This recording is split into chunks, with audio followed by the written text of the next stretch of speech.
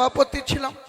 মুর্শিদাবাদ জেলায় অধীর বাবুর কমিটিতে জেনারেল সেক্রেটারি ছিলাম। মুর্শিদাবাদ জেলার বেলডাঙ্গা 2 ব্লকের 11টা অঞ্চলের ব্লক সভাপতি ছিলাম।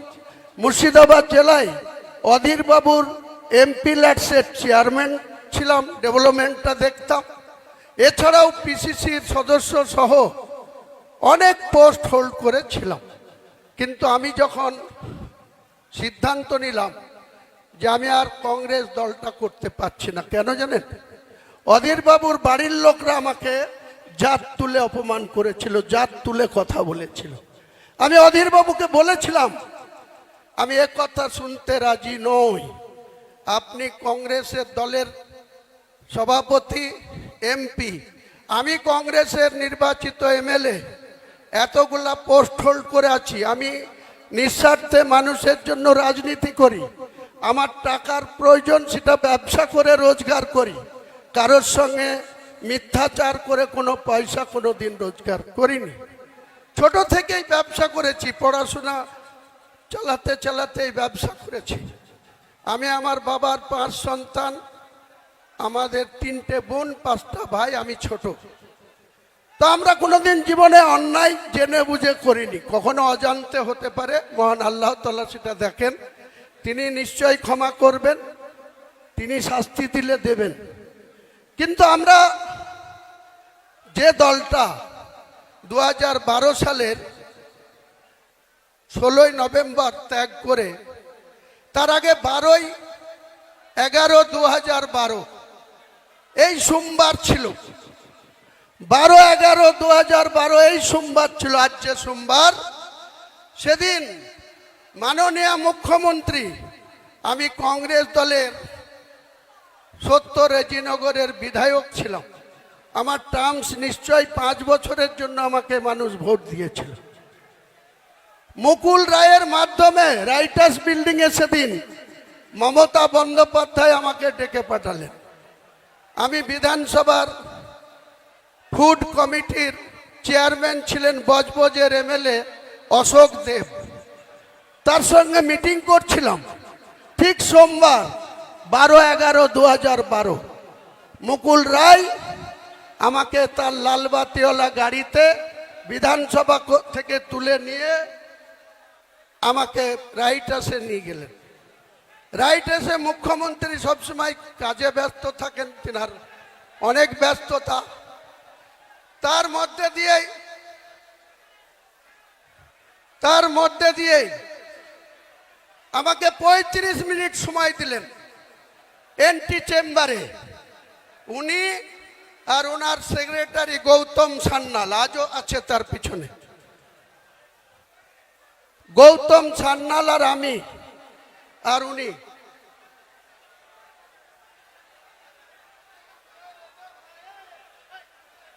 এমন মারবো না, হ্যাঁ।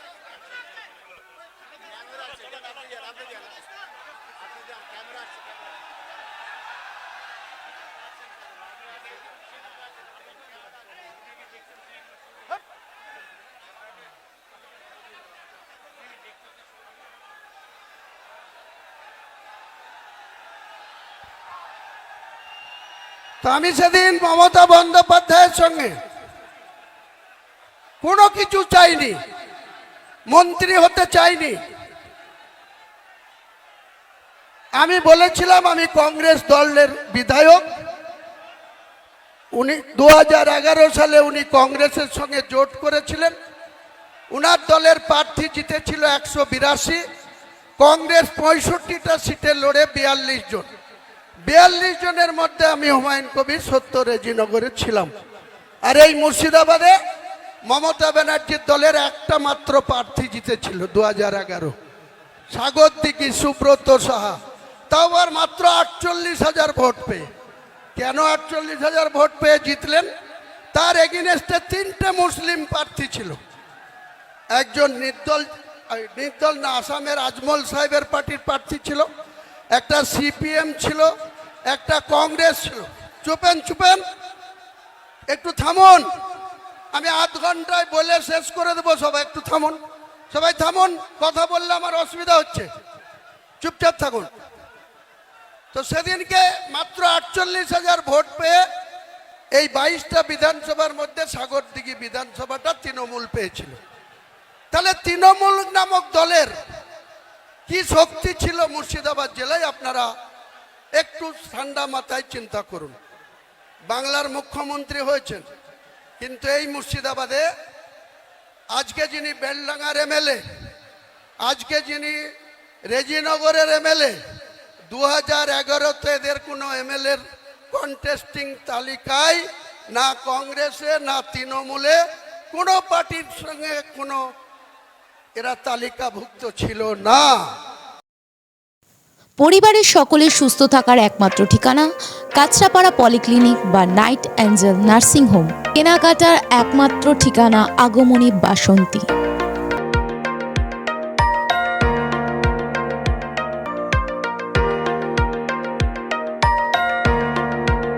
এখানে আমাদের সব থেকে এখানে আশেপাশে দেখছি একটু খাবার একটু অসুবিধা হচ্ছিল, তো আমি দেখলাম কি এখানে একটা ছোট্ট একটা চায়ের দোকান করব।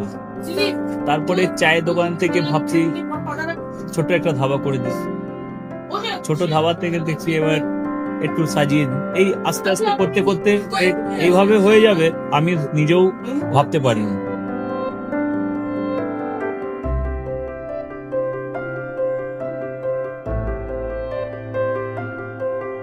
ব্যবহারের জন্য আমাদের এখানে কার পার্কিং থেকে নিয়ে গেস্ট খাবার থেকে নিয়ে বাড়ি এরকম কিছু ব্যাপার যদি থাকে তো মানুষকে বাড়িতে আমরা সার্ভিস দিতে পারবো, এইভাবে আমরা চেষ্টা করি।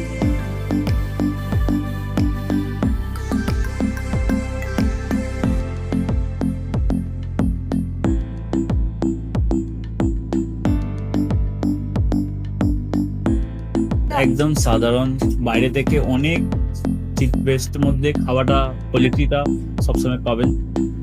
একবার আমি মানুষকে একবারই বলবো কি একবার আমাদের কাছে এসে একবার টেস্ট করে যাবেন। দুপুরবেলা থেকে আরম্ভ আমাদের খাওয়া, থালা, বেঙ্গলি থালা, চাইনিজ ফুড সবই আছে, একবার এসে টেস্ট করে যাবেন।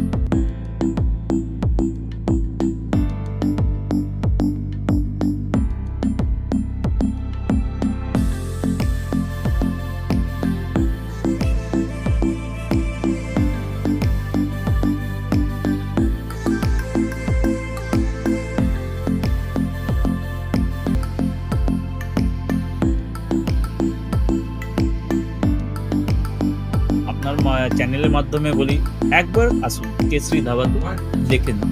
আমার নাম রঞ্জন কেশরী।